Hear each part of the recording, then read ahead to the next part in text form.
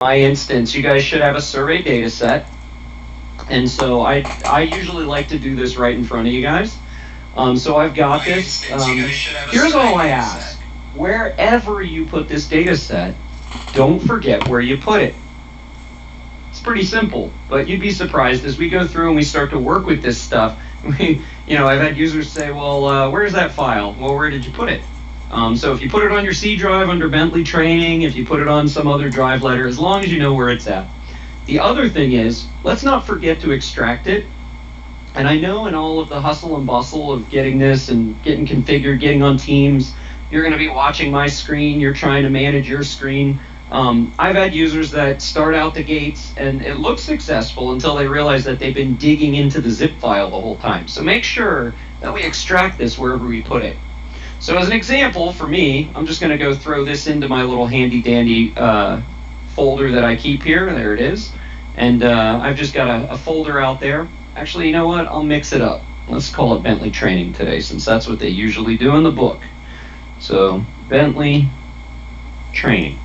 And so I'm going to go ahead and essentially just extract this data into my Bentley Training folder. And so we'll go ahead and do that. Nothing that unusual, and I think everybody here knows how zip files work. But again, you'd be surprised. We tend to see that users sometimes trip on that a little bit. Now, as we look at this, we're going to do this, and we're going to progress as it makes sense in the story. So I'm going to number these right now in front of you in the order that I think we should be approaching this content. And it's predominantly because I believe in story arcs and I believe in workflows and things of that nature. Having done it in the past, you don't just start working on a terrain before you've actually had a field book processed. So we want to make sure that we get our content in the right order. So as we take a look at this, we've got some options here. So right out the gates, we are going to start with this importing and reviewing survey data. So it's already been pre-named for us. It's a beautiful thing. But once we work with this data, right, we're going to talk about how that data comes in. We're going to work with the ASCII files. We're going to work with some raw files. We're going to pull it in.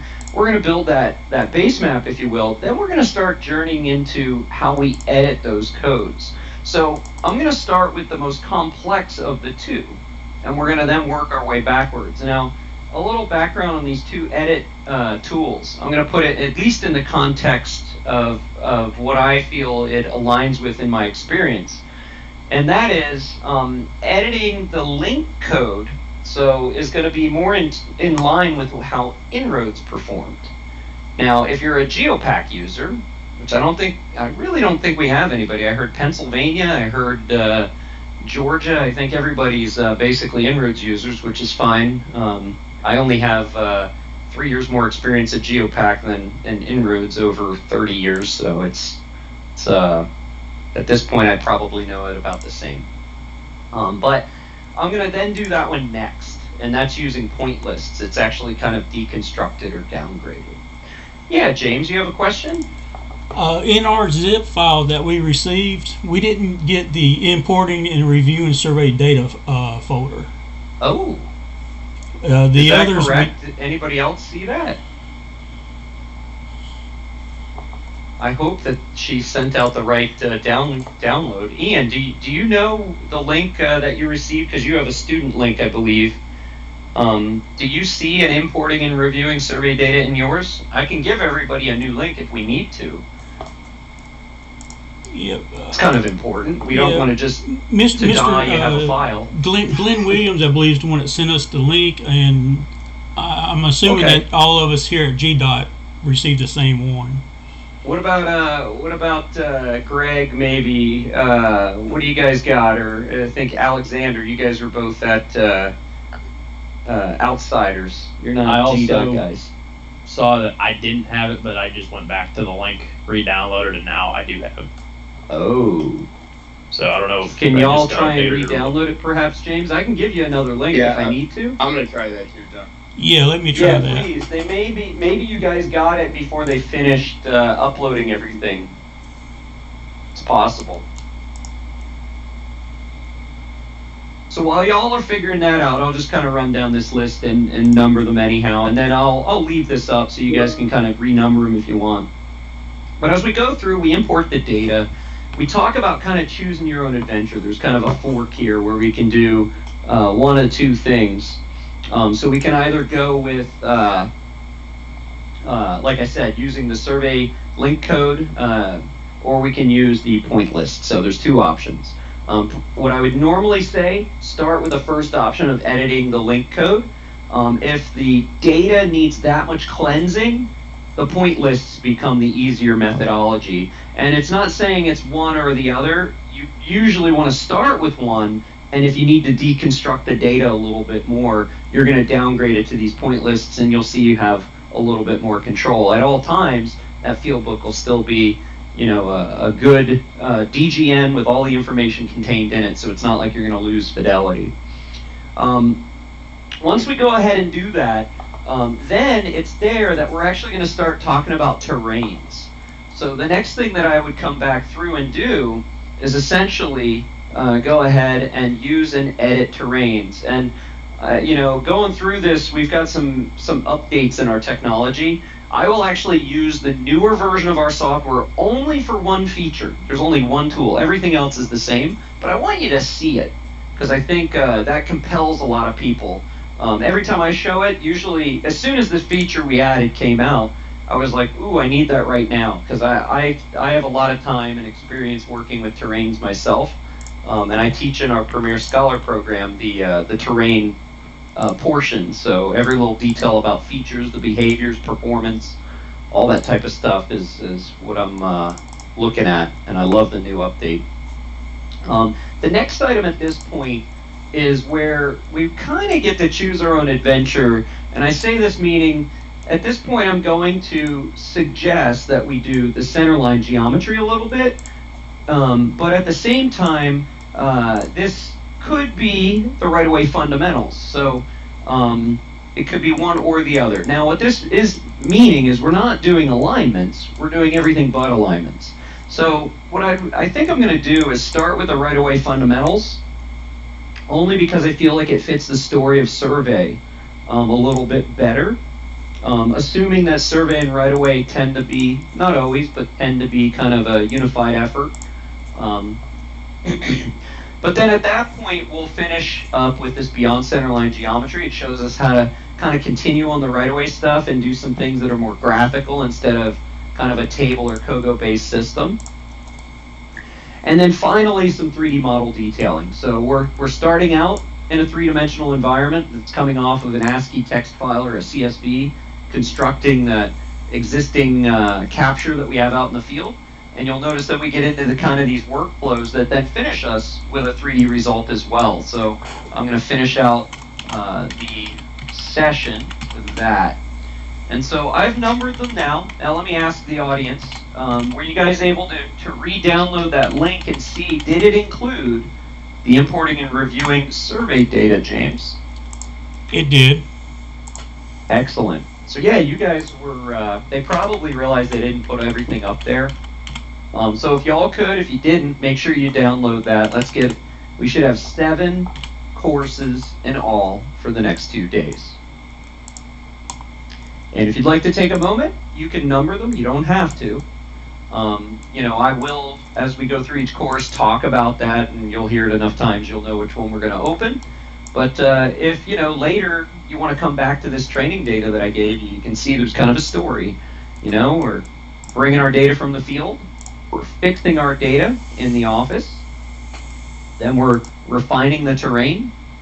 Then we're going to work out some right-of-way. So we're going to learn some two-dimensional geometry that's table-based. And then we're going to learn some two-dimensional geometry that's more just tools-based. We're just drafting, if you will, with intelligent geometries. And then we'll finish up with some 3D model detailing. Not really sure why this fits in this story for survey, but maybe it was upon someone's request. And as far as the fundamentals, I have a document, and this document talks just a little bit about the course itself, the link, how to get it, and how to get your transcripts as well. So remember, whenever you're doing open enrollment training courses with Bentley, or even self-paced learning, use learn.bentley.com.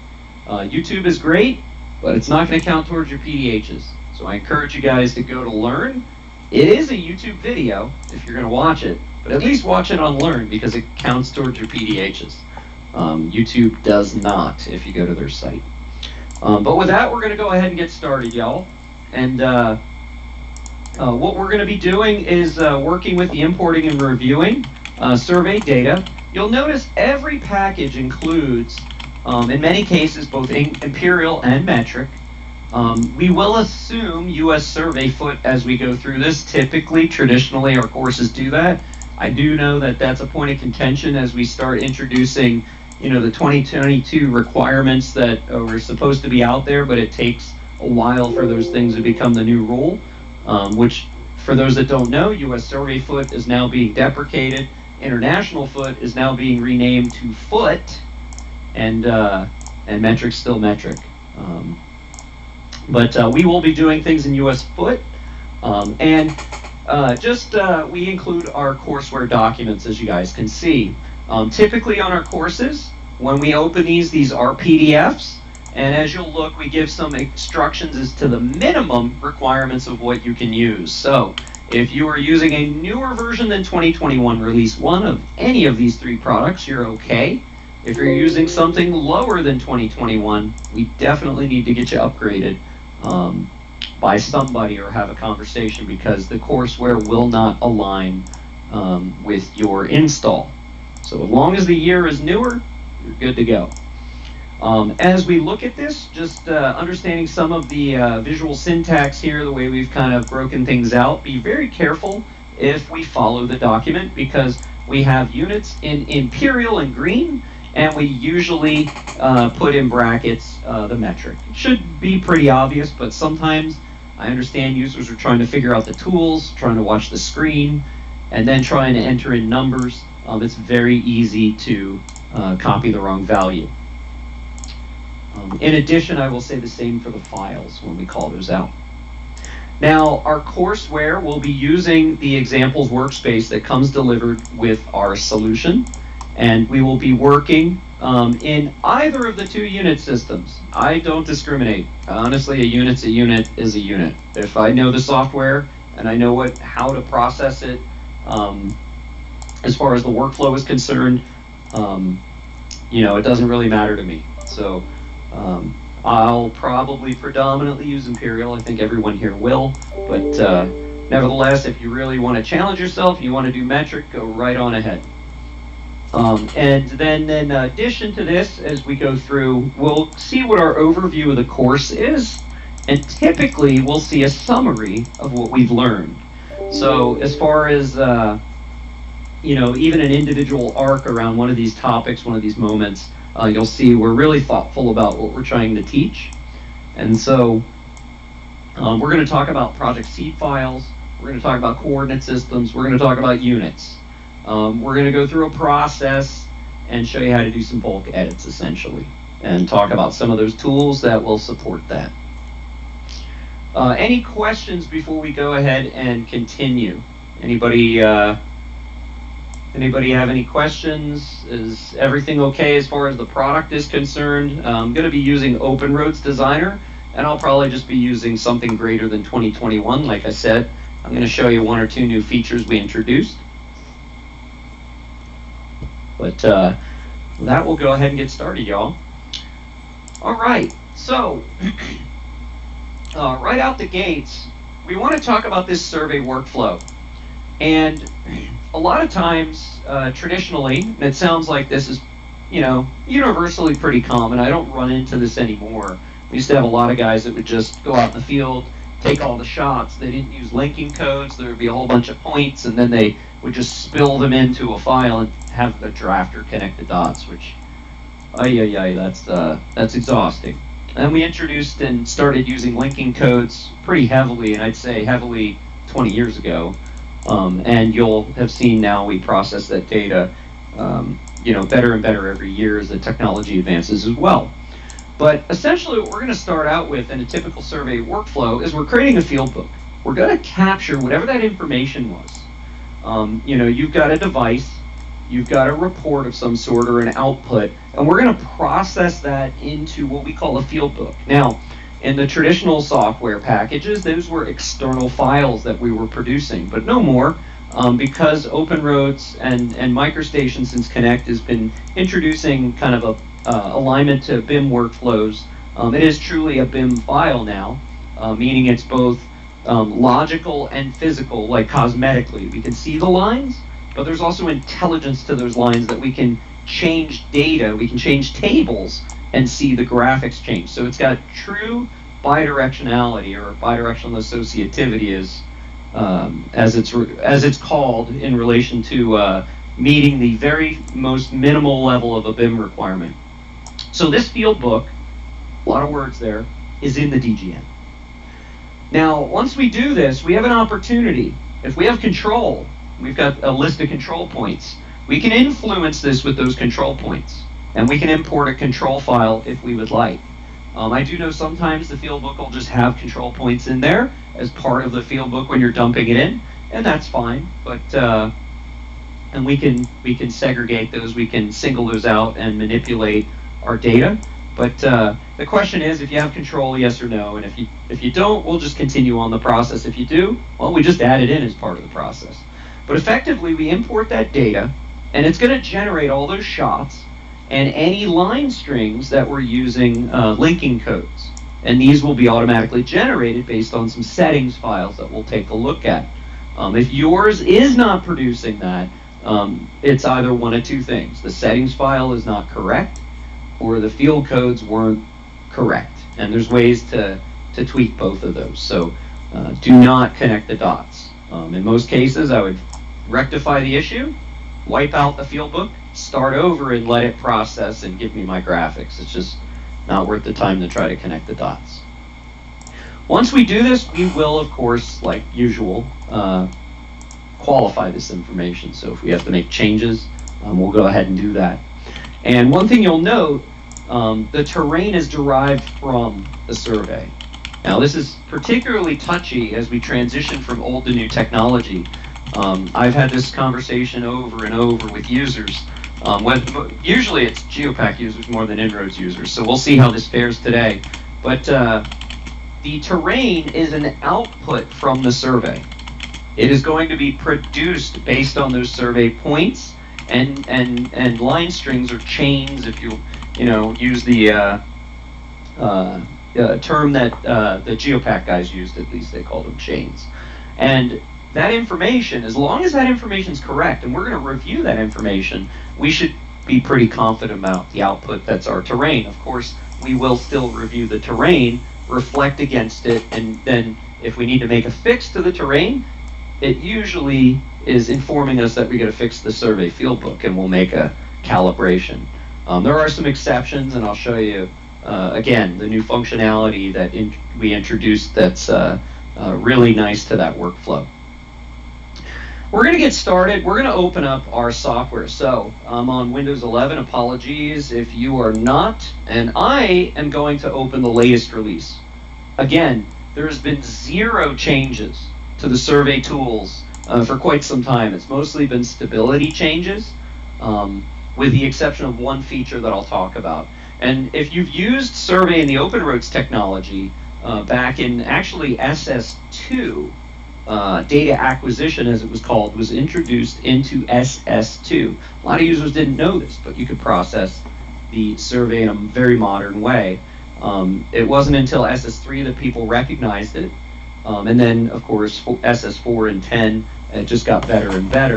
Now we're in Connect Edition. There's very little changes. Most of it's stability, a couple little improvements here or there, but real minor stuff, nothing to affect the workflow. So if you've been doing this for a while, this should feel very comfortable. I'm going to go ahead and open the latest, and it'll probably pop up on the wrong window like it usually does. Yep, look at that, it's on the wrong window. Give me 1 second, y'all, I'll switch screens. So he always does this. All right, we'll put this guy over here this time, and let me get rid of some of my stuff.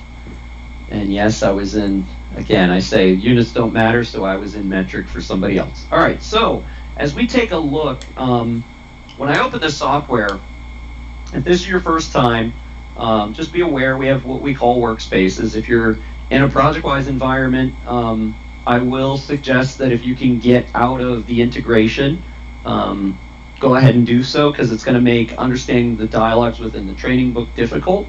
And I only really mentioned this for the GDOT guys, but I suspect that Christy and Hazik, who I know really well, that work at GDOT as part of Bentley, will probably have taken care of you for training stuff. So you're in great hands, and I don't think there's probably going to be a problem there. But we're going to select training and examples, and then we're going to choose a work set. All this is doing in our delivered environment is picking a particular set of standards for things like the seed file, and all dependent upon that unit system. Other organizations use these per project. It might be a project number. But we're going to choose training and examples as well as training imperial. Now, when we do this, we're going to go through and we're going to create a new file. And when I choose new file, I'm going to be introduced to a dialog, as we can see here. And this particular dialog, I'm going to browse to wherever I want to save my files. So wherever we have been putting our training files, I need you to browse to that location. So yours may be different than mine. Mine's under Bentley Training, and it's under the importing and reviewing survey data that I'm going to be working. Now, when I do this, I, in addition, want to browse for a seed file. So before I even name a file, so I kind of start here at the top, where's my destination? I'm going to come down here to the bottom, where's my source, my seed file? I'm going to browse, and it turns out that in our course, we delivered you a seed file. So regardless of what comes delivered on your computer, I would like you to navigate manually to wherever you saved these training files today. So in my case, it's under a Bentley Training. It's under the importing and reviewing survey data. And I have to be very careful that I'm picking the imperial one if I chose imperial units today. So if the work set's imperial, I want to make sure my file I'm choosing as a seed file is imperial as well. So I'm going to select the 3D imperial design. And when we do, we can see it's just loaded here on the bottom in my line item here, this row for my seed file. At this point, I want to give it a file name. So I've chosen a destination, I've chosen a source file that I want to use, and I want to give it a new name. And for today, and I think it's very good, I've seen this more and more, we've been doing this on projects because as surveyors, you guys can probably agree that it's important to know where in the world this stuff is. So let's tell people where in the world this stuff is. And so for this, we're going to say, you know, this particular file is a 3D survey, and we're actually making a seed file. This is an important thing to note. See, I'm going to speak in terms of GDOT as an example, but as you guys have different coordinate systems, perhaps, different areas of interest within Georgia, you can have a delivered seed file that's just based on a couple of different units and values, but positionally, we need to worry about that as well. And so, especially when you get into the new county-based stuff where everybody's doing like LDP and all that, you're going to want to have a document that somebody's going to start with, but then they're going to configure that file for the project. And then everyone's going to use that at that point. And so in my instance, I'm going to do a 3D survey seed file. It turns out this is going to be for Alabama today, if I can spell that correctly. And then the particular coordinate system, in this case, they're going to call it Alabama West Zone that we're going to be using. So in Alabama, there's a couple of different GCSs, and we're going to be choosing the one for the West Zone. So I want to put this in the name of the file. And the reason, it's a very simple reason, but it's just when somebody goes to use this file, I'm letting them know it has a coordinate system in it. It's not just a generic CAD file with 00. And we do not shift the global origin anymore. If you're a longtime user who is a global origin, we don't do that anymore. It actually makes our data inaccurate when we do that by displacing it from the solids working area, which is hard-coded into DGN and has always been. A lot of us probably didn't know that, but we weren't 3D modeling back in MicroStation J as much as we are today. And so I'm just going to give it this name. I'm letting people know it's a three-dimensional file, that this happens to be Survey's seed file, and it's based on an Alabama West Zone GCS that we're going to be assigning. And this way the design team can continue to use this file and not, maybe this file, which won't have any of that. So I'm going to save this file in this directory. As I go to save this, I'm creating a new file. It's going to generate that file, and it's going to put me inside of it, and we're going to then make some calibrations, some adjustments, if you will. So I'm going to let that finish. And you may get a pop-up. If you get a pop-up about what product it's aligned to, something like that, it just means that it came from a younger, less mature solution, that's all. All right, so this is going to load up. I'll let that finish. Let me reset my interface there for a moment. So yours should kind of open up, if this is your first time, it should open up something like this, more or less. Now, what we need to do, because the whole purpose of this was I was pulling off the shelf the agency's seed file. Now, a seed file is nothing but a pre-configured file. It's just got a bunch of settings that we all agree we really like. Things like, is it metric or English? Do we prefer it in decimal or fractions? Do I want my snaps on by default, or some highlight color set? Some of them are minor. Obviously the units are a big one. But we need to look at this, review it, and we need to make some calibrations so that our design team, our customers downstream in this story arc that we're going to be delivering information to, that they're also going to be taking advantage of this at one point, and our files will align. As a former roadway user, I will tell you, I spent a number of years on design projects, and most of the time, I'll be honest, I didn't care where the project was, as long as it was on top of the survey. I trust where Survey puts their stuff. And as a professional, I figure they know where it needs to be, just like I know how to design the pavement. So each of us hold a role, and I'm not saying I'm that ignorant to it, but I'm saying I lean on them a lot. And so in this instance, I'm trusting the surveyors are going to make the right calibrations to this file. So to do this, let's go to what's called the backstage. The backstage, by the way, on our ribbon, you'll notice we have a ribbon interface. The backstage is this blue tab called File. This brings us to the backstage, all the stuff that's not up in front for design. And what I'm going to do is navigate down, and we want to come down to this section titled Settings. Now when we select this, you're going to notice it's broken out in a bunch of different categories. I'd like to come down to this one called File.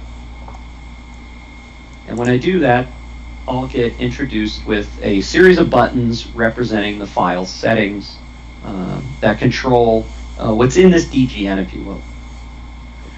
Now, the area of interest I'd really like to explore is this one right here called Design File Settings. And if you're a longtime user, it was just in another drop-down right on your menu there in V8. But this is how we access it. You'll notice the dialog may look familiar if you're a longtime user. Now, as we review this, there's a couple of things we're going to look at. Now, I usually jump straight down to the working units because that's the part that matters most to us. And so just want to review a few things here. And there's some that are critically important and some that are just important. I would say important are my master and subunits, as well as my accuracy. These items, every agency will have set to their liking, their preference. Of course, this is how the file starts. I will tell you, when you're working in these files, this is your default, but you can at any time flip to any unit system. So for example, if I had some old detail or some information that happened to be in meters, I can, when I get in the file, change it to meters, draw everything based on what it's listed out in metric, and then switch it back to US Survey Foot before I, finish and leave the file for the day, and everything is sized appropriately. So you can kind of change the master units as needed. Just make sure you leave them on the preferred one that your organization depends upon. So this is important. Now, what is critically important, and we should never really touch, we can review it, open conversations around, are the advanced settings here. And in our example today, we've basically taken what's called a resolution, a unit of resolution, and we're acknowledging that for every survey foot, we've actually got 1,000 points in between it for detail, for exact mathematical accuracy. We've densified, so for every survey foot, there's a 10,000 little grid points, if you want to think of it like that. And this is going to assist us in constructing the graphics and offer a lot of detail as it relates to this accuracy up above. So if I only had a resolution of 100 per foot, I probably couldn't go 3 decimal places and be assured that it's being created correctly. Now, in addition to this, the solids area. We've never thought of the solids area before, nor have we really talked about the units of resolution in the past. The solids area has to do with the amount of detail over a range that we can provide. And think of it as a cube. If we make the solids area really big, we actually have a finite amount of points within that area. And so we're stretching them out, reducing accuracies because we need bigger distances. If the solids area is really tight and small, we might be doing something more mechanical with a high level of precision and detail. And it's worth noting that this solids area stretches out from 0, 0. So you have to be very careful about that. Like I said, we don't move the global origin anymore, which hopefully nobody's still doing. That's considered a legacy activity. But if we were to do that, it would actually displace this solids area and it would be even more inaccurate. But this is coming from 0, 0 and stretching outward. These values, 10,000 and 10 miles, these are pretty standard for civil. We've had great success. We've had some that had it down to a mile, but we actually increased it to 10 miles here at Bentley solely because open bridge and the bridges can be spaced out in some cases pretty far, and we want to make sure that the solids and quantities coming from it are accurate. So moving on, we want to take a look at a couple of other items in here. We could certainly delve down every single one of these settings. I want to point this out. But we want to come down and take a look at a section titled Civil Formatting. See, in open roads, we've got an extra category. MicroStation doesn't necessarily have this. This is exposed when we open it in open roads. And this section titled Civil Formatting, what we're going to be doing today is working in a coordinate setting based on northing easting. So as data is read in, we want to understand it as northing easting. And so we've purposefully misconfigured this to be XY. And so if you can for me, let's go ahead and make the slight calibration and switch it instead of XY to northing easting. So we're going to make a slight calibration. Now, traditionally you shouldn't need to do this, but we just wanted to advertise that these settings are based on civil inputs, and MicroStation won't see these types of things. You have to be in open roads for these. And so we just did a very, very simple adjustment there. So any reports we're reading in need to be in northing easting. Now, once we've gone ahead and done this, we can accept. I'm going to go ahead and hit OK. And we can return back to what's called the canvas. So the canvas is when we come up here to the upper left and we select the back arrow. We're going to be brought back to our design environment. They call it the canvas. And so on this canvas, we're going to want to save settings. See, the changes we've made, we want to make sure that they're permanently reflected in the file. And so what I'm going to do is navigate up to the top, just above my ribbon. So this is the ribbon. We're going to come up to the top to what we call the Quick Access Toolbar. And if you look closely, you'll see we've got a series of tools. We've got compress, we've got undo. You'll see a folder for opening and saving. We want to come to this one. It's a little diskette with a gear on it. And this is our save settings. Of course, the shortcut Control F will also do the same thing. But we want this to remember those changes. So we're going to save settings there. Any questions about this before I proceed? Anybody get stuck on any of that? I will admit, in some cases, you'll notice I just kind of talk through this. We kind of go through it at a reasonable pace. I try not to go too quick, because I do know I've got two types of people that learn.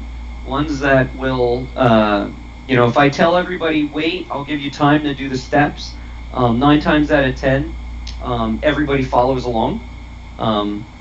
And so then when I give time, we're really just giving time and wasting time. So as I go through this, I'm going to kind of go through it at a slow pace. I encourage you, if you'd like, you can follow along in the book, or you can just mimic what I'm doing. At any time, again, please ask questions as to like, well, why are we doing this, or that type of thing. And if you already have an organization standard, just realize some of this is just touching on where you would go for certain things. Certainly, I'm not telling you if you do use a format of XY, I'm not suggesting to change it to northing easting. But what I am suggesting is understand that if maybe as an organization, everything you do is XY, you receive a document that's in northing easting, that you can actually open the file, switch that for a moment, import the data, and then switch it back. But you probably also know you could do that during the import as an option as well and just switch the columns. But more or less, these are adjustable. They can be configured to fit your needs at the time, and we just want to take you to these different areas of interest. So it doesn't mean this is part of a survey process you must do. It's more just showcasing some of the capabilities of the product and the different properties with inside the DGM that control that. I have a real quick question. Yes, sir. We was just speaking real quickly about going to the international foot, and I know the way we're doing is we're actually going to set a deadline date to where anything after that date has to be in the international foot, because we were concerned about anytime we do conversions, there's always a set amount of error that's going to be involved with it. Absolutely. So we was trying to avoid being able to do conversions, but from what I just saw, it'd be just a matter of just being able to bring it in U.S. foot and then changing it to international foot, or vice versa. Yeah, so if they did the data, so a couple things. When we talk about importing data, let's say the guys are out in the field, they did their raw data, they dump it out to CSV, it was US foot, and you're like, gosh darn it, it's supposed to be international foot. As we go to bring the data over and import it, we can actually do it then too. So we can say, look, it's in US foot, it needs to be in, I will use the future appropriate term, foot, because apparently we don't have to say international anymore, because there'll only be one. So when we say US foot to foot, we can do that during the import as well. The thing is, in MicroStation, it's always been this way. The real core of the file, if we get back to this just quickly here, I'll show you. The real core of the file, and it's funny, bless my civil brothers' hearts, but the one thing that they made a misstep on was this right here. So this resolution, they made, if you look at Bentley, we made 3 files that are 10,000 per US survey foot, per foot, and per metric. We actually have 3. Now here's the thing, it didn't matter. This could have been 10,000 per meter. Obviously you might want to bump the number up if you're concerned about the density, but our software predominantly runs in metric. So everything we have ever done since 2001 of June, when V8 was introduced, is all in metric. And so all we're doing is basically satisfying ourselves with the units in the drop down for how we import data, how we draw data against existing plans and things like that. It's all just that's why I say units to me don't really matter anymore. It's all being handled through the software itself, and understands that it's all metric. So this, I wish we didn't do this, but we did. And now every agency, I can tell you, even GDOT, I bet y'all are probably going to see that. And if I told you this file was, if I said, no, it's foot, you'd say, but Don, it's not, it's US survey foot. And we'd be going round and round. No, it is actually foot. But that says US survey foot, but it is actually foot. As long as the file starts like this, it would be foot. This really messed us up. But You can, as you're bringing data in, just know what it came from. So you know what? You guys made a new file that's in feet, and this is your new rule, right? The deadline drop. But there's a couple raw files from a couple of them small firms that just, sorry, I did this one in US Survey Foot. I had no idea. You could actually just go in your files, switch this over, right, to US Survey Foot, bring the data in. If you didn't want to do the translation through the import tools, it would then generate the data in those units, and then you would just switch your file back and it's in Foot. Oh, that's great to know. Yeah, because we were concerned that we'd have to have multiple seed files to go back and forth, but according to this, it'd just be one, and we just switch it here. Exactly. I will tell you though, James, there could be a chance. It's just user comfort. It's not uncommon that your users will sometimes get a little nervous about what seed do I pick, what unit, so you may still do it just to satisfy those users that are going to be consuming those files. There's something psychological about it at times with users. If it doesn't say exactly what they're expecting, they don't know what to do. Right. But just to give you a really quick example of that, let me do this. I'm going to switch my workflow selector over to drawing just for everybody to see this.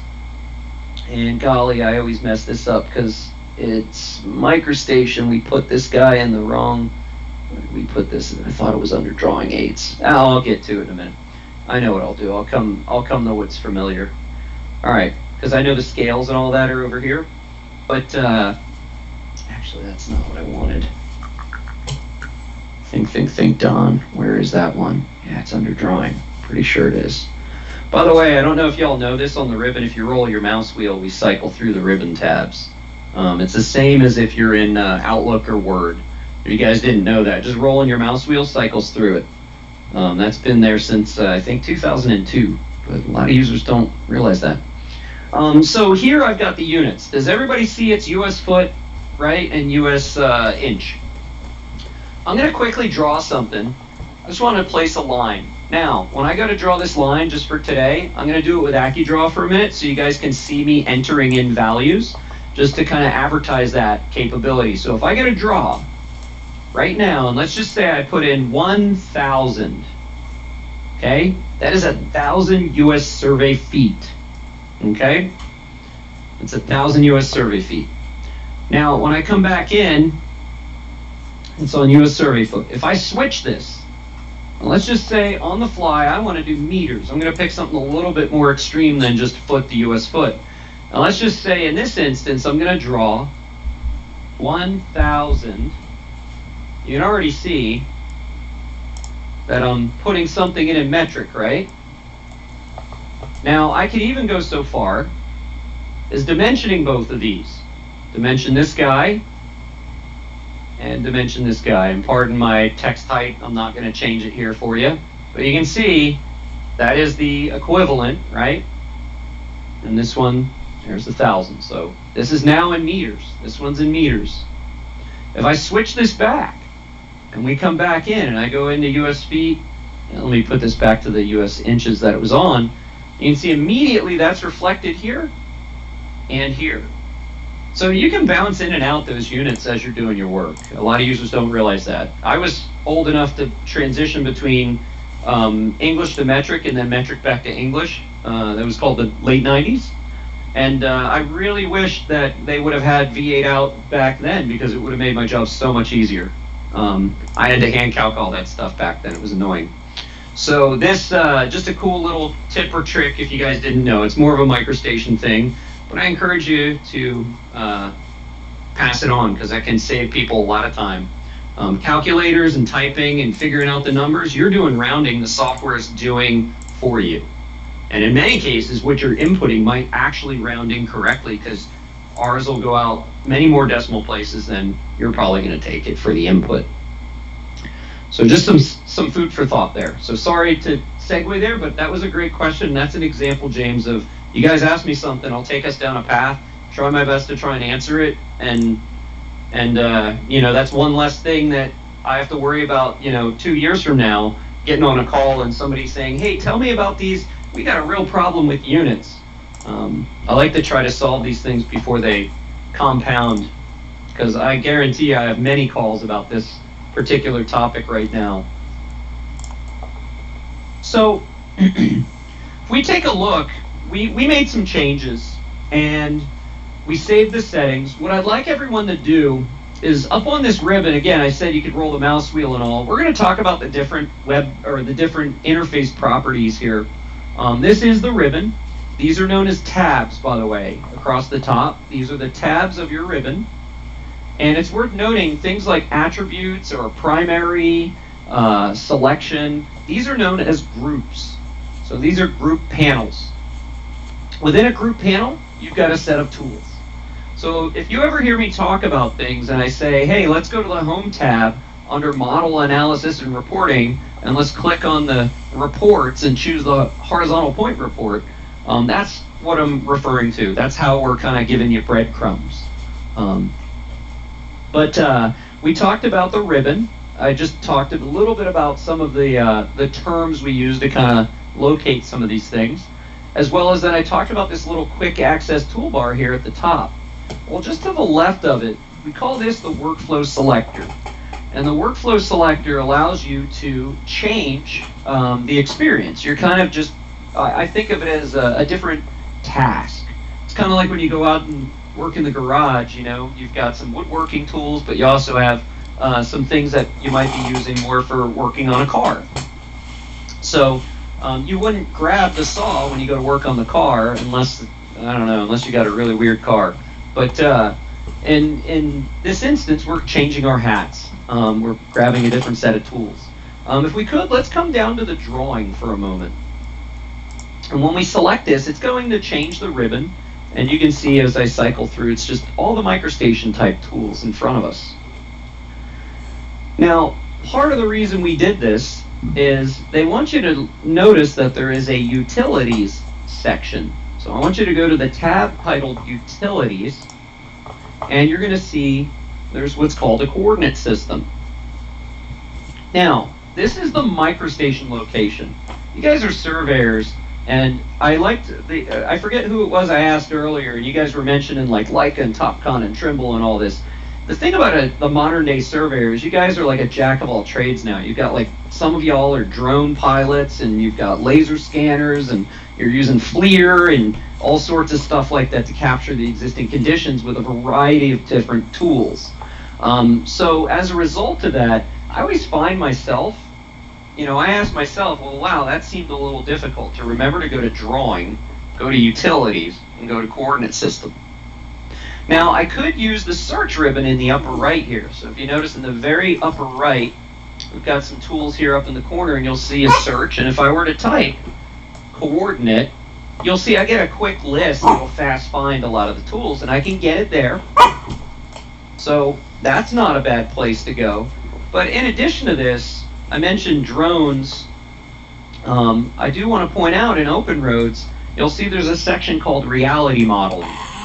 And so a lot of times if you guys are doing typical survey work where you're doing point clouds or you've got aerial mapping, things of that nature, you would be coming over here. This is where a lot of that reality data comes from. So if you're using our Bentley brand, it's known as context capture, where we create a voxel-based image that is effectively a three-dimensional surface that's a picture as well. We just combine a series of pixels until we can make a three-dimensional voxel, and then from that we can build, based on focal lengths and GPS positions, we can build this image, if you will, that's actually a surface. But in addition, we can bring in point clouds. So we can attach point clouds. We can attach those reality meshes, as we call them. If you're not familiar with context capture, I think the one that most people gravitate to is Pix4D, I think. Point clouds, pretty straightforward. You know, you're either using our point clouds or you're probably using TopoDot, which also steers you into this direction.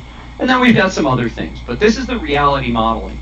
So if you're the type of surveyor that's doing kind of a mixed event where you've got drones and you're collecting field topo from traditional means, you're probably going to be wearing two hats. You're going to be in survey and possibly in reality modeling. So why do I keep harping on reality modeling?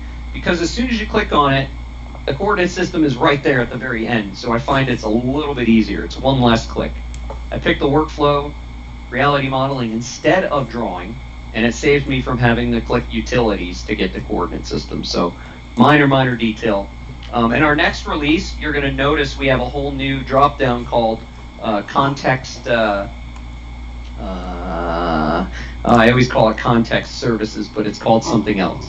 And that's going to have the coordinate system right there. It'll be the first item in the whole workflow, and you'll have coordinate system. But regardless of where you go, I'd like everyone to click on this for a minute. This is a carryover from what we introduced back in SS3. Hey. So in Select Series 3, we introduced GCS system. And this replaced the idea of a global origin. Because what this does is aligns with the Open Geospatial Consortium's methodology of managing files positionally. There's basically a consortium that declares all these different systems. They all agree to them, and then all of the vendors in the world, for the most part, have aligned to this. So whether it's Bentley or Autodesk or anybody else in between, Esri as well, they're all using this methodology to position data. So this is definitely where you want to be. Now, when we get in here, there's a lot of conversation about building your own system. We are actually going to choose one that's already in the library, but I will show you how to kind of locally adjust it as well. I think that's a nice little extra to share with you. But I want you to click on this little globe with the book, and you're going to get introduced to the following dialogue. And again, this is a library that's delivered with our product. We update this as the consortium updates things. And so we are just using somebody else's stuff, more or less. Yeah. And in here, we're going to navigate to Alabama. Now, you could use search, and if you know the short name, you can type it in. On page 9 in your training book, they actually tell you to put in AL83, but I'd rather crawl before I run here, because how did I know that's what it was called? So I'm going to come in, and we're going to be using northing easting after all, so it's a projection. Stop. We're going to get into North America, so I'm just kind of logically, breaking it down. Hush. This is the United States of America, so I'll expand that. And you'll see all the states. Be good. And I suspect GDOT, you probably already have some of these saved as favorites. Makes it a little bit easier sometimes. But if you're not changing them, certainly it's also just equally as effective just to navigate to it. And so in here, I'm going to come down to Alabama. And as I stretch this dialog a little bit so we can kind of see more, what we're going to see is we've got a whole long list. And what I'm looking for in this case is AL83. It's 2011. So if I look, and then it's the West Zone U.S. foot. So you're going to notice on the list here, it's AL83 2011-WF. And if I select this, it gives us information about the coordinate system, the data, the ellipsoid. And we can reflect against that, make some decisions. Is that the right one? Well, for today it is. But just be aware, there's a couple of different systems. So you got to look, you've got to understand as an agency or as a consultant that needs to match the requirements of an agency if you're choosing the right system. Some agencies, full disclosure, I had this in Washington, the project I'm helping on. They actually, you have to contact them because they actually locally adjust these. So you can't use these. You have to, it's part of their process. You have to, as soon as the project's won and you guys are going to go proceed and you start working with that information, you actually have to put in a request to get the right coordinate system, and the team will calibrate it and adjust it and then deliver that, which is kind of nice for a consultant because then it's not your responsibility. But a lot of pressure there on the DOT to get it right. So here we can see we can grab that. So all I did was select it. It's blue. Once I do that and I choose this OK button, it's going to commit to that coordinate system. And we'll notice that down here on this active dialog now for the GCS, we can see the name of the system, a description of it, the source information, and vertical datum. Now I'm going to take you guys a little bit off the story. I want to share one thing with you here. Yes. And that is that for some, you need to make some adjustments to it. Some So furniture. we're kind of in this zone, but there's a little calibration that needs to occur to put a local No, so adjustment this factor is in. Georgia Department of Transportation. And to do this, you first have to assign the coordinate system nearest to that. You're welcome. Then you're going to go here to the details. So the details, once exposed, you get another dialog. And it's here, and I always regret that it's got to be stretched. It's always at the bottom. You'll notice everything's more or less grayed out, nothing we can change. Except if we navigate far enough down, you'll notice there's a vertical datum, and there's a local transform. The only transform we deliver is Helmer, but once you assign the Helmer transformation, you'll notice then you can put in your affine A or B values, depending, as well as the offset X, Y, and Z if you need to. And it will then essentially rectify this in a way that'll align with your needs. Of course, if you don't know, well then you might not be the person that should be doing this. I'll just keep it that simple. Grab a surveyor. So I just wanted to share that with you. So it's really this item right here that you can toggle, switch, and then interact with at that point to localize it. Any questions about that? It's not in the exercise, but I think that's meaningful to know. All right. We're not going to make any adjustments to it. We're just going to stay with the default coordinate system today. And so now that I've assigned this coordinate system, I've even changed those units in my file, made the calibration and northing easting as well. If everyone could for me, I'd like you to navigate up to our quick access toolbar here up at the top. And again, we're going to do save settings. We want to make sure that this file retains some of that information. All right, so we've gone ahead and we've created a seed file. Now, in our exercise, they're going to actually have you kind of exit the file. They want you to, do some different things and choose this file. This is going to be the seed file that we use for the whole project. You could certainly do that. I can close my GCS dog. I could go to File. I could say New and browse for a seed file that's actually the one I just made. But all it's going to do is copy that file and allow me to give it a new name. So for that reason, I'm going to do something slightly different to the book because we've already just made our project seed file. Let's just do a save as. It's the same thing, and actually it's fewer mouse clicks for me. So we'll save ourselves a little bit of time in doing that. So this 3D survey seed, Alabama West Zone, we're going to do a save as. We're going to save it into our project, and this is actually going to be the file we're going to use that holds our raw survey. Now, why did I make this seed file? Because what if I have additional survey that's going to be in an additional file? Maybe I have other engineers and users that need to consume this. They can leech off of this file, and we all have the same coordinate systems and such. It's just a convenience. And so I'm going to give it a new file name, and we're going to keep it really simple. We're just going to call this one survey raw, because that's exactly what it's going to be. We're going to start by introducing you into a raw import. And so let's go ahead and denote it by giving it the name survey raw. I'm going to save this directly in my project file, so I'm under the importing and reviewing survey data, and I'll simply choose save. So all it's doing is really just making a copy of that file, giving it a new name, opening it up. All right. So we've just made a copy, and if we look, and I come through here, let's go back coordinate system and click on it, you'll see it just has all the same information. It's already pre-assigned. I will say, in our training example, they call it like Alabama West Zone.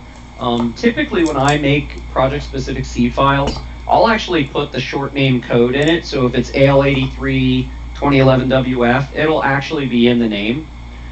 So my seed file will have that denoted so that others that go to grab it know it already comes with a GCS. But do what makes sense for you. I know that some of the projects we tend to do that more and more now. And it just makes people aware of the importance of a coordinate system and a proper coordinate system. A couple of cool facts with that as well. If I've got another file, let's just say that in this, I have another file that maybe James has that's in, instead of Alabama 83 West, it's maybe it's a metric file that's in Alabama 83 West, but it's metric. When I go to reference that file to this file, our software makes the adjustment in order to make those two land on top of each other. So the GCSs in the files are very important because it helps to negotiate the position and scale of a lot of that information. So just a fun fact there.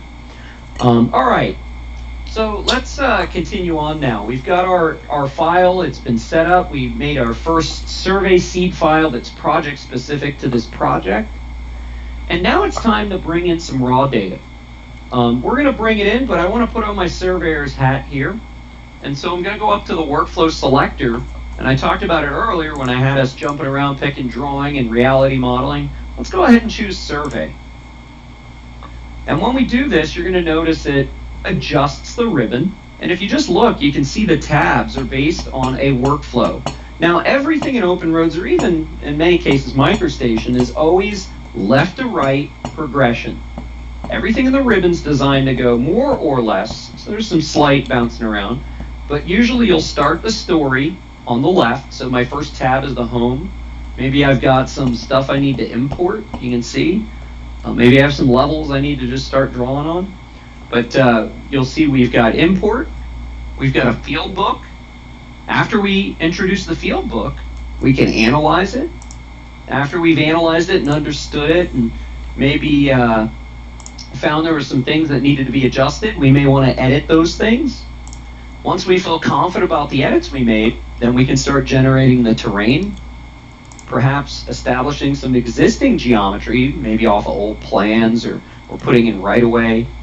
And then perhaps our responsibility as a surveyor is to maybe generate a couple of sheets that represent that. You know, maybe for right-of-way, I've got to make a couple of right-of-way sheets or something like that, or some benchmark report, so we can get into that. So if you notice, it's kind of a left to right progression. For every tab you're on, like a field book, for example, you'll notice it's also left to right within the panels themselves. So here, I might pull out some very important tools that I need. I want to interact with those items in the file. I can generate a new field book. I can import data into that field book, or, you know, I can export things out. So you'll see it kind of has a small story to it, left to right. So whenever you're questioning the application or you're unsure of where something is, just understand left to right progression is kind of the way this works, and just back up. Like, I was trying to do this one thing, and I'm a little lost. Where is that tool button? Especially while we have a ribbon. And I know many of us, if you've used the product for a long time, you probably have toolbars smattered all over the place. The ribbon is intended to have a flow. So just, you know, take a step back or take a chance and take a step forward. You'll find that tool pretty quickly. So we've got our survey tools here. We've loaded this up, and we want to kind of understand a few things. And I'm going to hide some tools here because I want y'all to kind of be able to pull these out just like I had them out. And what we're going to be doing is we need to introduce a couple of very necessary tools. Now, it's really hard to do your work without these tools. I will close these tools when I'm done for the day because it does eat up resources when you open files. A lot of users don't realize that. Just because, you know, we can dock and lay everything out doesn't mean it doesn't use up the CPU, which makes things slower. So what we're going to do is on the Home tab under Survey is access Explorer.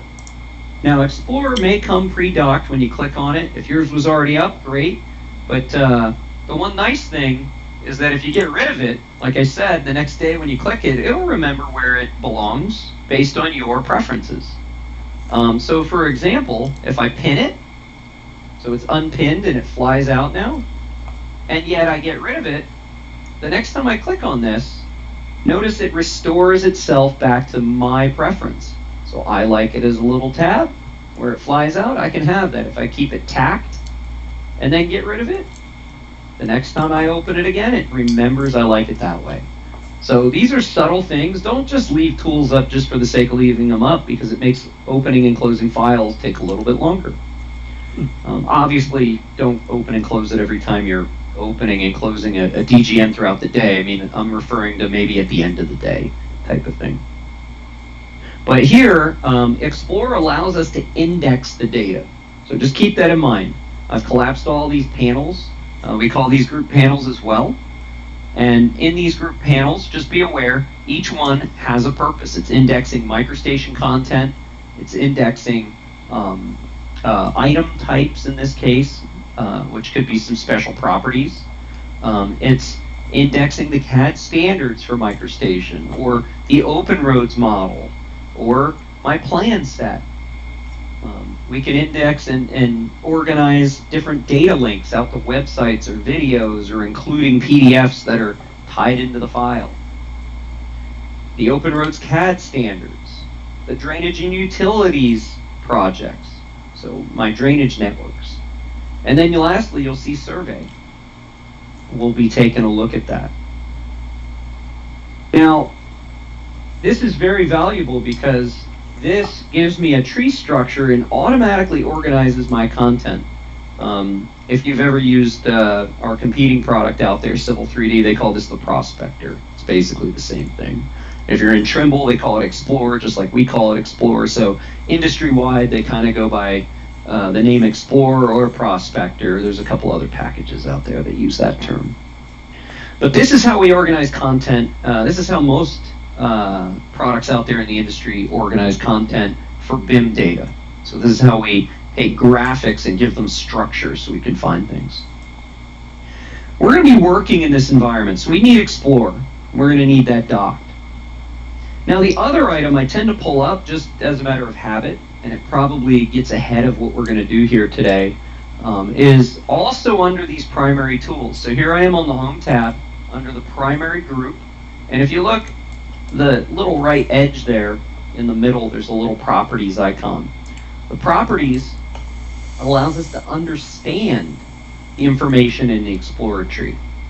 So as I pick on something like field book, you can see it's giving me details about it. Right now there's nothing in this field book. So these kind of work hand in hand.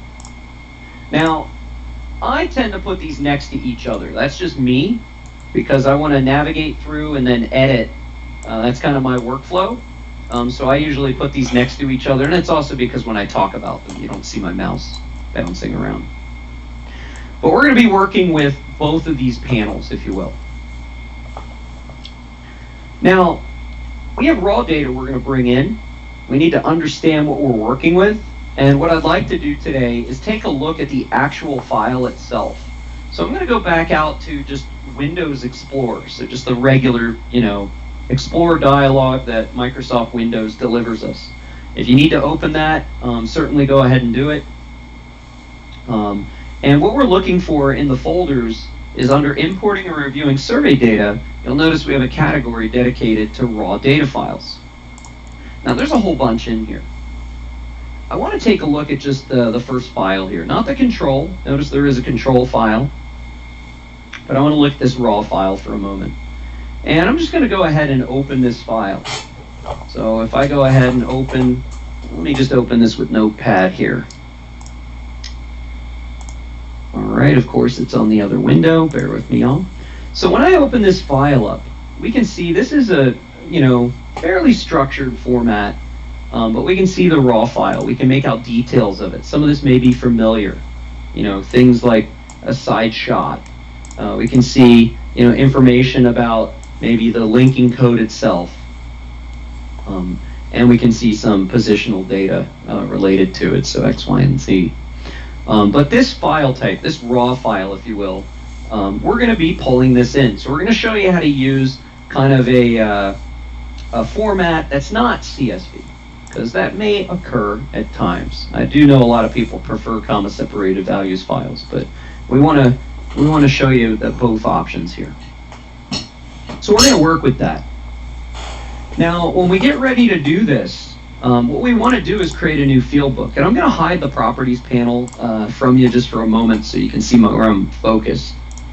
And I'm going to show you kind of a traditional workflow that I feel still has some effectiveness over the ribbon. I'm not discounting the ribbon, I really like it myself, but I want to show you there is just a much more convenient workflow with the Explorer. And that's, we can actually navigate by expanding and clicking on all these arrows, and I want you to expand it out till we get to this section called Field Books. Now, if you right-click on this, you're going to see we get a flight of options, and it can vary based on what we're right-clicking on. It's worth noting that. So I'm right-clicking on the section called Field Books, and notice I've got a couple of different options here in the list that differ from, clicking on other items through the set here. So right-click, you get a lot of access to a lot of different capabilities depending on what section you're on there. Now on Field Book, I want to come over and choose New. We're going to build a new field book. Now, as soon as I choose New, it's going to automatically generate a field book. Now, it's just generically called Field Book 1, and to be quite honest, that's okay for now. When things get more complex, that's where decisions are made. And I'm going to give you guys a real-world example. If you've got two companies doing a survey on a project, we'll say Acme and we'll use Bentley in this example. So Acme is surveying on the project and Bentley is as well. Maybe Bentley's the photogrammetry group and Acme's the field pickup group. Both of them are going to deliver different DGN files most likely. And as a result, both of them may have a single field book. That's okay. And through referencing those together, we can actually generate the overall picture. And then you'll see who's responsible for what. But let's say that Acme did the field pickup and they have multiple crews running simultaneously because this is a really big project. There's a good likelihood there'll be multiple field books. And I like to think of the field book, and it's at your discretion and your preference, but think of the field book just like we did back in the day. Back when you have, and probably still for some, have the paper book. It may still be legally required, but you'll have your paper book that the party chief will be out there, in the field crew, he might be using and writing his field notes and things in. So for every crew that's out there, they may have their own book, right? Well, just like that, think of that in those terms. This could be, Team A and Team B, or however you want to name them. And then they can have their data files for each day, if you will. So Team A did days 1 through 6. There could be dailies you would see in that particular field book that are generating the result. And why wouldn't you do it that way? I want to know if Team A is doing their survey correctly, that they have the fewest errors compared to maybe Team B, who has a lot of errors. That way it's better quality control, a better way to manage who's doing it right and who may not be doing it as good as we'd like. And so, where I'm going with this on the term of field books, you can do whatever you want. I would suggest typically that you think about it in terms of crews for field books, but ultimately at the end of the day, it's at y'all's discretion. Just know that we can manage all of those, and we can import, export data out of these and transfer them to other books. I know users ask that a couple of seconds after I tell you can have as many books as you want. But it can all be later compounded into one if you really need it. So harvest it as separate teams, maybe then generate it as a final output as one field book. You can certainly do that, and I'll show you. Any questions about that? All I did was right-click, choose New, and it built one. We're going to work with one today, just to be clear. But I also don't want to ignore that fact, because this one comes up a lot. And people are always trying to jam everybody's data files into the same field book across different crews or even different companies. The different companies I usually have a problem with because of the legal ramifications, but you technically have the raw files that they provided, so you have something to lean on. But any questions about that? Pretty straightforward. Make sure nobody's typing in the chat there. Okay, good. So as we continue on, this field book, all I did was right-click, say New, and it created one. It's from there that I can actually right-click now on Field Book 1. Notice the flyout is different again. So as we're traversing this, stepping down this list, if you will, the experience is adjusting. It's leading me to the next step as I go down into the basement of building this file, if you will, down each step. It's here that we're going to choose to import. So I've got a lot of options, but we want to import this raw file. And when we go ahead and do this, I'm actually just going to choose the file option. So when I choose import file generically, it's going to bring up the select file dialog, so just the Windows dialog. And we need to go navigate to the raw data files folder. Let's go ahead and choose, let's just pick that first raw file. Just want to see the results of this. So I'm going to go ahead and pick the BWC-2E.rw5. Now, when we go ahead and do this, and I choose open, it's going to begin processing data in the bottom bar of Open Roads. In the bottom right, it did some processing. And you'll see when it completes, it'll tell you. And you'll notice Explorer has now adjusted itself. And we've got some additional breadcrumbs or clickable arrows, if you will, to expand on data files and all point and all linear features. Well, let's take a look at data files for 1 minute. If I take a look here, we can see that it shows the name of the raw file I brought in. And if I expand it again, it shows points, linear, control, setups, observations. Now, what this means is that we can dig into the details and filter around one particular file, or we can include information against all of them. So if I had 3 or 4 raw files, this all is showing the merged kind of experience, if you will. They're still segregated by raw file, and I can actually pick them apart individually in this instance and look at different features, but just be aware that you've got that level of control. We can look across the entire project site or specifically just on one raw file. So maybe one of the dailies wasn't looking right. I can isolate and review just that one. If we fit our view, I want you to use MicroStation's fit view command there. We can see that it's generated some linear data. Now, essentially when we were bringing this data in, it does a couple of different things. And it's going to reduce the raw data and generates our points and line features. If we were doing adjustments and we had that checked, then it's going to apply least squares adjustments as well. Now, the point and linear features, the setups, the observations, all of this content is stored in the DGN. Everything you see is in the DGN. Nothing is external. Only that RW5 file, which was a document received from your crew. Now, the success of the line coding is dependent on the same as it's ever been. Did they use the line codes correctly? Now, there's obvious mistakes that occur, little issues, and the guys in the field are trying to get a lot done and not get run over by a car, so I don't fault them for missing something once in a while. But the linking codes are then processing to create the line work. Ultimately, our job is to qualify that it came in correctly, fix any mistakes, and if they're really gross mistakes, that might be a conversation that we take back to the team so that they can prevent that in the future.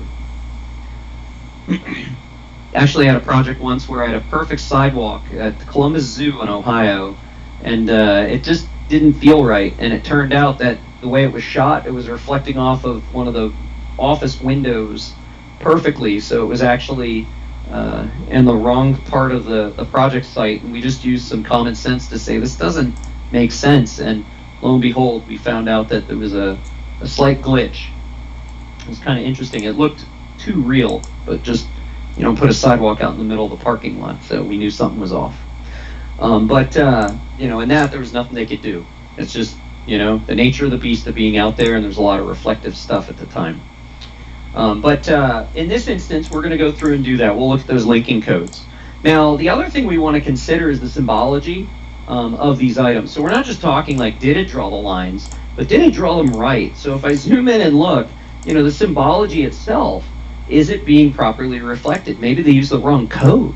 Maybe what was supposed to be an edge of pavement is on like the building level or something like that. So we are also going to review some of that, but during the processing, it's recognizing that and making those assignments. So it's not just saying, hey, you're a line string. It's saying you're a line string and you need to be on this particular feature, which is defining itself.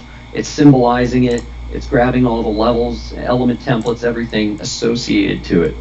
And then in the process, and we're going to take a look at this, but I don't know if you guys noticed, it actually created a terrain as well. And this has to do with our project settings. So maybe my agency, the way they have it configured is that every time raw data comes in, it builds a terrain immediately. That could be a time saver. There's instances you don't want that on, but a lot of times it's not going to hurt to have it on either. So here we can see it actually generated a terrain as well. And it's just on boundary, which is preferred. It's actually faster when it's on boundary. You can always review it with different symbologies, but just be aware, preference is probably to have it on boundary for survey because it won't take as long to process the data because it doesn't have as many graphics to render during that event. So any questions about bringing in the raw file and what it was doing? And I want to be clear, whether it's a raw or a CSV file, that list of, transactional list that I kind of reflected against is exactly how our application processes data. So any questions about that? I think everybody knows what a linking code is, correct? For out in the field storing this stuff. You tell it to begin a line or end the line, close, things like that as they're taking shots and they're putting it against the actual field code, which might be edge of pavement or shoulder or building. So the combination of the two is what helps us to construct this base map. All right. Let's take a look at just a couple of things here, and I'm going to kind of stay zoomed in a little bit to this data. And we're going to kind of understand what's going on here, but I also want to make sure, is this even in the right part of the world? And this is the beautiful thing about open roads and having a geographic coordinate system assigned by default. And I encourage all design teams to have a GCS, hopefully managed and recommended by survey.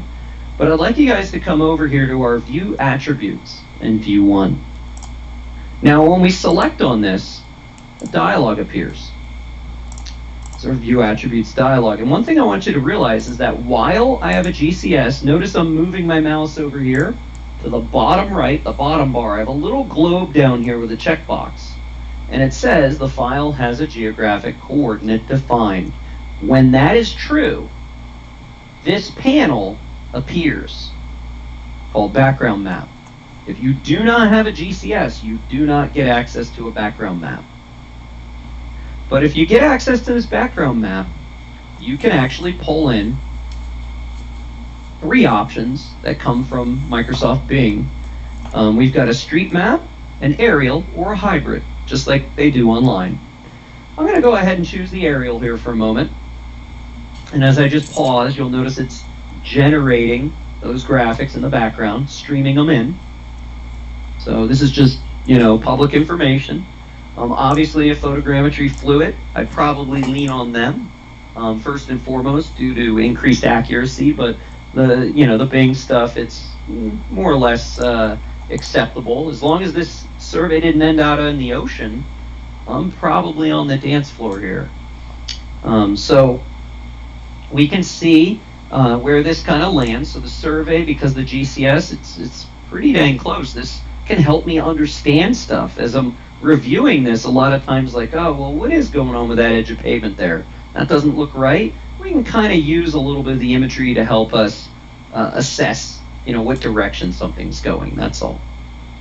Of course, you guys always have photos from the field as well that you could reflect upon, but I find this to be just a little bit more convenient. Now, I will tell you the aerial data tends to get a little strong And so I would recommend when you're doing this, guys, to take a look at our transparency setting and maybe just kick it back to about 50%. Let the vector data stand on top of it a little bit more. Just dither it back. If it's too dark, pick the transparency you prefer, but I tend to not let that stand out on me. And I tend to dither it back even with the aerial data coming from photogrammetry, just so that I can detect the outlying area of imagery that is public versus what we captured for the project. So just a suggestion there. But we can see that aerial backdrop. It's really kind of a nice capability. And so you can pick any option you want. Like I said, I encourage you guys to just explore. There's street map and hybrid. You can see it's got the names with the aerial. Let's go ahead and put that back to none for a moment so we don't distract ourselves too much. But that helps me kind of confirm at least I'm in the right state when my survey comes up. I'm not going to assume it's perfect, but at least I'm in the right state, so I'm close. Trust me, it'll end up in the ocean usually if it's wrong. Or it'll end up in Iowa if you get Georgia data and it's wrong. Something really goofy like that. But at this point, we can go ahead and close that view attributes. Just wanted to shamelessly plug that. I think that's kind of a cool capability. And let's take a look. As I stated, we were looking at these data files, and I had you expand this data files link. And so we saw the point features, linear, control points, setups, etc. And I can expand all these, and we can see there's a lot of items in here. So we can see the actual point names themselves, like here's a driveway shot or an edge of pavement shot. There's a shoulder. This one might be a telephone pole. We can see the linear features. So here's a concrete pavement, it looks like. There's driveway, edge of pavement. That looks like guardrail. We can see there's also setups. So we can see where each one of the setups were. We can see where the occupy, backsite, and observations are. Now, the unique thing about having this list broken out this way, and you'll notice there's lots of checkboxes on all this stuff, is because rather than turn on and off microstation levels, we can turn on and off the features themselves. And so we can actually come through and we can show or hide these different items. So just as an example, let me collapse a few of these, bring this back just to this kind of substructure here. The setups, if I don't want to see the setups, just checking the box hides them. They're still there. They're just off. It's like turning off a level. So nice convenience to be able to allow you to do what you need to do. We can do the same thing with points. I can actually hide all the points if I want. I can hide all the linear items if I want. So as you can see, you can pretty much isolate to what you're interested in looking at. We are going to use this as we go through some of our work. In addition to this, I want to advertise a capability. It's a little bit further in the story here, but now we've basically brought in our field book, if you think about it in terms of the ribbon. If I come over the tab called Analyze, you'll notice we've got a bunch of different options. I can redraw based on the raw data. So I'll force a redraw of all that information.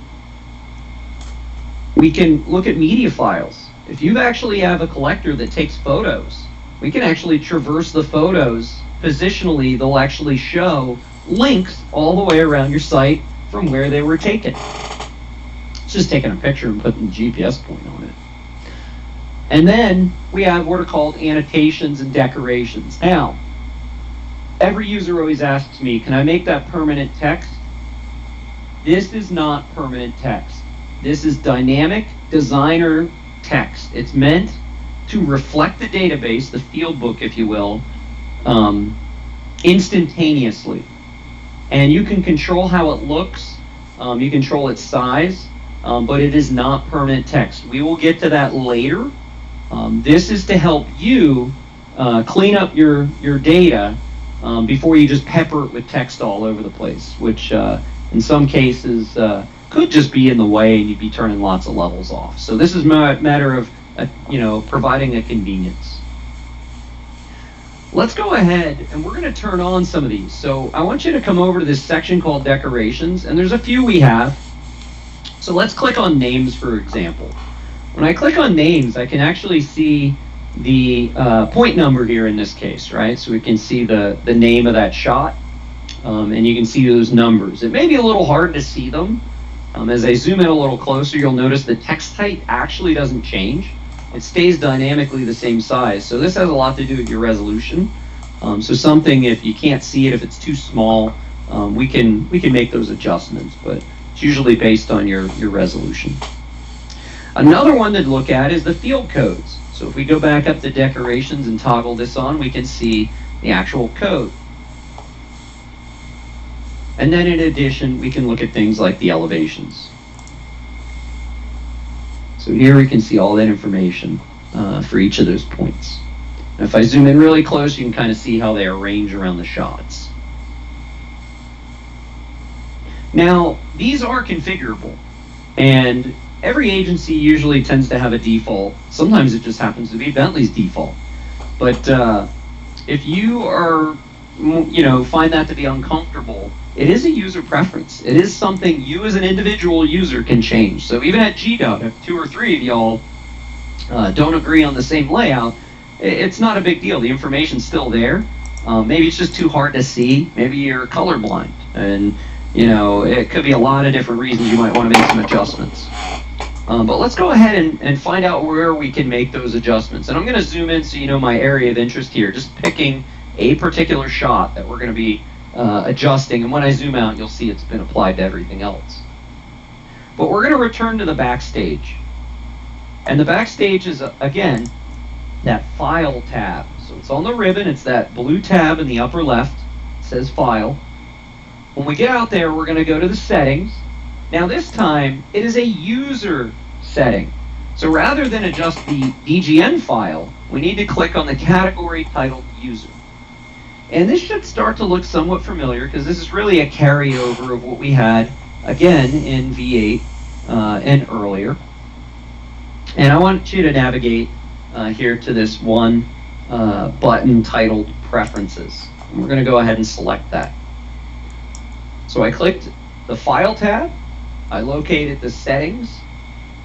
I chose the user category. And then under user settings, I navigated down here to preferences. When we select on this is just your standard user preferences. If you're a long-time user, you'll have seen this probably once or twice. And what I want to do is come down to the view options at the absolute bottom. It's titled View Options Civil. Now, when I do this, you'll notice we've got a series of panels. Let's go ahead and collapse everything. We're gonna collapse them all. And we can look at this kind of tree structure, if you will. We can see these different preference categories. What I would like to look at today is what we refer to as those survey decorators. So you'll see that about middle, that cluster of panels. When we expand on this, I can move my mouse wheel up or down to kind of get this, fixed in the screen a little bit better. That didn't play too well. That's interesting. Never noticed that. But here we are on our survey decorators. Does it do the bottom one? Interesting. Huh. But we can see we've got capabilities where things are on, things are off. So right now it knows we have the display names on, the field codes on, the elevations on. If you always want your file to be opened with those settings on, if you leave these toggled on and accept, every time you open the survey file, it'll open with your preference. Now, if we look down the list, you'll see there's different locations for each of those display items. So there's the name location, the feature location, the elevation location, and you can see there's different justifications for that. So let's make a couple of adjustments. So it turns out we want everything kind of right justified. And so what I'd like to do is move the feature location. Let's move it to the right-hand side and maybe put that in the middle. So I've got a name, then a feature, and maybe let's go ahead and put that elevation in there as well. So maybe I want that to be right bottom. or excuse me, baseline. Okay. So now that I've made those adjustments, all I've done is said, you know, I've got these three on. I want a top, middle, bottom kind of orientation for the name, the feature, and the elevation. And perhaps I want to change the color of them as well. So maybe it turns out the elevation color yellow really didn't satisfy me. It didn't look that good. Let's go ahead and pick the elevation color option. And let's just choose another color. I'm going to pick this red here. Now, obviously this is our adjustment, so if I go sit down at James's computer, somebody else's, they might have different color settings. You know, do something that helps you do your job. And so I've got a couple of little calibrations just to help me understand what I'm working with. And at that point, really what I want to do is, you know, kind of save this at this point. But before I do this, there's a little bit of an off-topic moment I want to take a look at, and I'll reflect against this coming up. While we're back in here, there is a lot of interactivity when we touch items. There's what we call handles. And you'll see that in open roads. So as you go to interact with an object and grab these little grips and things, they're known as manipulators. So before we leave the backstage and leave these preferences, I'd like you all to you know, navigate up to this section here at the top called manipulator settings. Let's go ahead and expand this. Now, I'm going to tell you right out the gate, this manipulator size, for some reason, I always feel like it's delivered too small. And regardless of what the book says, I've always put it at 20. I think it makes it easier to use our software because it's easier to grab. So I'm going to change that to 20. It's going to be double the size they would have been. So you can imagine when I show these to you, they were originally half the size. Now, as far as colors are concerned, you could certainly choose any of these to manipulate the colors and such. You could make some other refinements here. I tend to kind of go with what's there. You know, I might change this sometimes to a bright green or something like that, just because I want it to stand out a little bit. But for today, I'm going to leave it as is. So all I did was change the manipulator size. And we'll see that, and I'll reflect upon that coming up. But once we do this, let's go ahead and accept, and we'll just return back to the canvas. So once you've done that, just click that arrow and come back over to the canvas. And very quickly, you can see that there is that text now around that point, and it's all right justified, and even the color is different. So obviously, if these colors don't work for you, you can change them any color you want. It is, in fact, just a toggle that can be toggled on or off using our decorator buttons, as you see. Any questions about that? It's really just a personal preference. All right. Well, let's take a look at the data, because it is pretty intelligent. Everything you guys have generated here, all these line strings and points, we can actually look at them. And, you know, we've got a couple of different ways. We've got what we call pop-up information. So if you hover on an item, so maybe this edge of pavement, you can see that I actually get a linear feature. So it knows the type, it knows it's a linear feature, it knows its name, it knows the field code used. The zone has more to do with a capability that Florida DOT uses more than anybody. They actually had a custom software, and the zones were critical for them. But then you can see the terrain model attribution. So that edge of pavement is treated as a brake line. That has influence on my terrain. But we can also see what data file it's from. So if something doesn't look right, we can just hover on it and go, oh, that's from, you know, that was from Tuesday's raw file. Well, who was running the crew that day? You know, how this got all out of hand. It could be just informational, so you can help chase down, you know, is that right or is that wrong? And I need to explain to somebody they weren't using the linking codes right. But a lot of good value, a lot of good information here, and it goes all the way down to the level. So it tells us a lot of info just by processing that data. The same can be said for the points. It's worth noting, so if I come over here on one of these shots and hover, I just get the point version of the same thing, northing, easting, elevation, all that. And again, that spot shot is influencing the brake line, which is influencing the terrain. If I select one of these items, so perhaps I choose a particular point, so we've got all these different point numbers out here. If I just come in and pick one, so I'll just zoom in and pick any old point and select that point. The manipulator is this colored text I'm talking about, just right out the gate. So as I pick these, you can kind of see that information, that color and all that's derived from it. If I pick the line string, you can also see aspects of it as well. I believe that's all the way in the front. There it is, where the field code was being used. So it says start determined by feature definition. But I can also utilize the properties panel. I know I had mine hidden there for a moment, so let's just go ahead and pick that edge of pavement line. We can see information about it here. Now, a couple of details. This is giving you kind of what we call like and refer to as quick properties. It's pop-up information. It gives us some info. If you select it in its entirety, we give you all the details, extended information, features, all of that as it's associated to the item.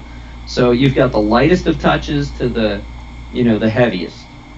And in addition to that, if I select the line string and then put the mouse back on it, so the circle on the arrowhead, so it's got to be selected first, and the locate tolerance, which is what we call that little circle, if I put that on there, I get kind of a toolbar. You'll notice it starts to appear. It's that toolbar, or context-sensitive menu as we refer to it, that I can traverse, and you'll notice there's another properties. This properties dialog, you'll notice, is also a smaller version, just formatted a little different. The difference between the pop-up dialog and this quick properties dialog versus the full-blown properties dialog is that the properties and quick properties, the white ones, those can be edited. The hover is just read-only. So depending on what you want to do as you guys are working on your content, just choose wisely. Now, personally, I feel it's too many clicks to get to that, so I typically just leave the properties dialog docked, and I just pick things, and then I pick whatever I need to change. So I find like that's the most convenient. It's probably the fastest, but just want to make you aware of that. Now, it's worth noting when I did pick on this item, you guys can see the level and all that information it's assigning. I'm going to collapse that because it's really not that important. The extended data has some value, but I'm going to collapse it as well.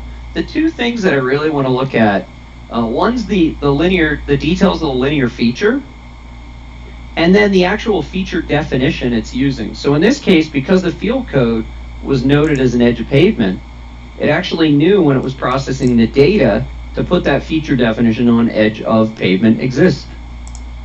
And so it's making and managing those CAD standards based on those inputs that I've provided in the raw file as it's being read in and parsed. So a lot of good detail in that. And it's worth noting you can change the names, whether you want to display them, just field codes. You can even override the terrain model attribution. If you decided, well, usually that line is going to be a break line, but not this time, you can actually override an individual element and disable it as a do not include, for example. So these can be altered, as you can see. Got a lot of options there. All right. Any questions about kind of the interaction, the pop-ups, anything like that about this? I'm kind of showing you how you can show or hide some of this data. This is the stuff that a lot of times it looks unimportant right now, but as you guys start getting into the work, this is where conveniences come in, and it's used pretty heavily, I would say. But any questions before I proceed? And we will be stopping here for lunch. We're almost at a good stopping point here. I just want to do one or two more things, and we'll be taking that break. But any questions before we proceed? No? Okay. So let's go ahead and continue. And what we're going to do, I only brought in one raw file. So So that wasn't very effective. What I really want to do is bring in all of them. And I want to show you a technique that a lot of users don't even realize is possible. And let's come back over to Explorer. And you remember we were looking at that BWC2E. Well, I want all of the remaining files. So why don't I just come over to Explorer, now that that field book's been made, grab them all, and very carefully left click. I'm holding with the left click, and I'm dragging these files. See how I've got 15 files right now. I'm going to drag them and just essentially drop them right on the field book. And it's going to process that data. So it's going to load all that information up, reading it all in, and it's going to process the remaining raw files. So if you've got, in this case, 16 raw files, you're going to go through and process that. Now, there is a good chance you're going to get duplicate points found. And that's no different than any previous survey application that we had. We're going to alert you to that and ask you what you would like to do. Now, in my instance, I'm going to just give it the next name, and I'm going to sequentially recount it. So I've got an option before it proceeds, and I can choose to apply it on a per or just all of them. Well, I don't want to have to keep clicking, so I'm going to hit apply all for today and let it process all those raw files, recognize where I've got potential conflicts or duplicates, and I'm going to renumber those. And certainly we can review it and then decide what we want to do. Like if it's truly a duplicate, well, maybe we want to get rid of that. So I'm going to let this process, and again, we're processing 15 more raw files all at the same time. It's reading the linking code, it's reading the field code, it's reading the position and any descriptions and notes, and it's essentially completing the construction of my base map. So we can see a lot more information now has been extracted, creating a much larger area of interest. So again, I went to Explorer, grabbed those remaining files, left click hold, and just drug it onto the field book 1. Now, if you don't get that panel to appear, make sure you're clicked back on Open Roads. It's just that Windows Explorer is probably standing on top of it. And again, we wanted to choose a next name option and just use the default counter value of 1 and just apply all. And so at this point, as you can see, we've got all these raw files that have been drug in, and we can actually come in, and in this case it's really busy with the setups and observations. I'm going to go ahead for now and just toggle those off under the all setups and observations, and you can see that I've now got a base map that I'm going to be working with, and I've got all those decorators set. It's getting really busy. I can turn those on or off if I want, but all this information has been collected, and we can see as I hover, I get details like communications lines, edges of pavement, there's some driveways in here, just a lot of good info. Any questions about that? So I want to give you guys a lunch break. I believe everybody here is Eastern time zone, right? Georgia, Pennsylvania, pretty sure I got y'all. New York. So I'm the only one in Austin, Texas. But with this, when we return, we're going to talk about how it knew to make these connections and where we want to look at controlling how it behaves to make those connections for things like the linking codes and the field codes and all of that. But for now, we've drug in some raw files, we've seen the results, we've understood some of the dialogues that will appear that we're going to be using, some of the toggling capabilities to make it easier to understand that information.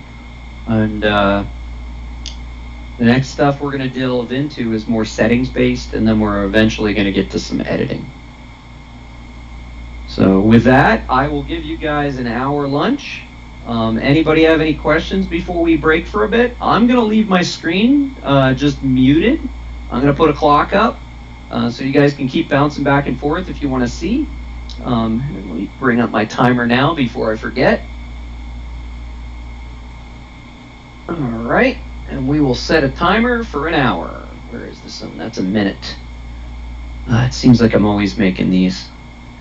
There we go. We'll do an hour. 1 hour. There we go. We'll call this 1 hour. And so if you guys keep popping in, you'll see this, and we'll just go from there. All right. I'll see you guys in 59 minutes and change.